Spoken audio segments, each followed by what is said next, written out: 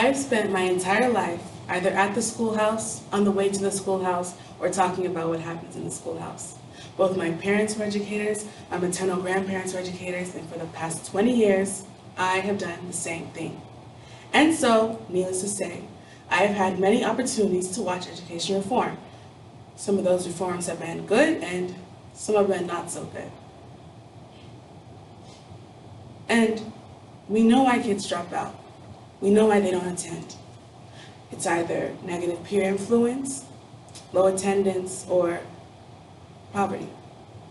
But one thing we rarely talk about, or fail to talk about, is the importance and value of human connections, relationships. Rita F. Pearson was a professional educator since 1962. She taught elementary school, junior high school, and special education. She was a testing coordinator, a counselor, and a tutor's assistant. In each of these roles, she brought a special energy, and it made kids feel like they belonged, like they had a champion.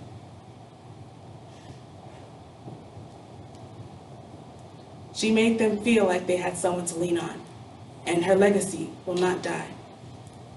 Unfortunately, Rita F. Pearson died in June 2013, but she gave this TED Talk on May 2013. Rita F. Pearson, for decades, held professional workshops and seminars for teachers in benefit of the students. Focusing on the students who were too often underserved, she lectured on topics like helping unresourced learners, achieving the educational needs of young African Americans, and lowering the dropout rate. So today I'll be doing her 2013 TED Talk titled "Every Kid Deserves a Champion." George Washington Carver once said that no significant learning can occur without significant relationships. George Washington Carver said that. James Comer said that learning is understanding those relationships. Every single person in this room has been affected by an adult, and they may not even know it yet. One time, I had this colleague say to me that they don't pay me to teach her. They don't pay me to like the kids. They pay me to teach a lesson. The kids should learn it. I should teach it. They should learn it. Case closed. And I said to her, well, kids don't learn from people they don't like. And she said, please, that's just a bunch of hooey. And I told her, well, your year is going to be long and arduous, dear. Needless to say, it was. Some people believe that you either have it in you to form relationships or you don't. Well, I agree with Stephen Covey. He says you ought to just throw in a few simple things, like seeking first to understand before being understood. Simple things like apologizing. You ever thought about that? Tell a kid you're sorry, they're in shock. I once taught this lesson on ratios. You see, I'm not too good at math, but I was working on it. And when I was done, I realized that I taught the whole lesson wrong. So I came back to school the next day and I told the kids, listen, you guys, I'm so sorry. I taught the whole lesson wrong. Please forgive me. And they said, it's okay, Miss Pearson. You're so excited, we just let you go. I have had classes that were so academically deficient, so low that I cried. I thought, how is I going to take this group of kids from where they are to where they need to be in as little as 9 months? It was hard, it was awfully hard, but one year I came up with this bright idea and I said, they put us in this class for a reason, because I am the best teacher and you are the best students. And they said, really? And I said, yes, really. So when we walk down the hall, you can't play around, you just have to strut. And I gave them this saying to say, I am somebody. I was somebody when I came and I'll be a better somebody when I leave. I am powerful and I am strong. I deserve the education that I get here. I have things to do, people to impress, and places to go. And they said, yeah. When you say it long enough, it becomes part of you. And so I gave a 20-question quiz. A student got 18 questions wrong. I put a +2 on his paper and a big old smiley face. They said, Miss Pearson, is this an F?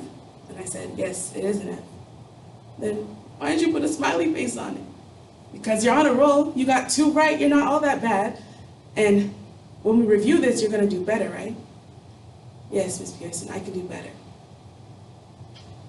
You see, a minus 18 sucks all the life out of you. But a plus 2 says, that ain't all bad.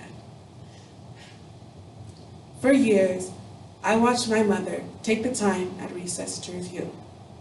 Buy peanut butter and crackers for kids who need to eat, and a soap and a washcloth for kids who didn't smell too good. You see, it's hard to teach kids who stink, and kids can be so cruel. So she bought all those things because she knew that some kids didn't have all the same opportunities that we all have, that we're also planted to. And she knew that some people needed it. Everyone had a hard time. But my mother was there for them. And she helped them. And when she retired 2 years ago, I saw some of those same kids come through and say to her, Miss Walker, you made a difference in my life. You made me feel like I was somebody when I knew deep down I wasn't. And I just want you to see what I've become. And I wanted to thank you for it. Because I don't think I could be the person without you. This person. I don't think I could. And it was because of you. So thank you.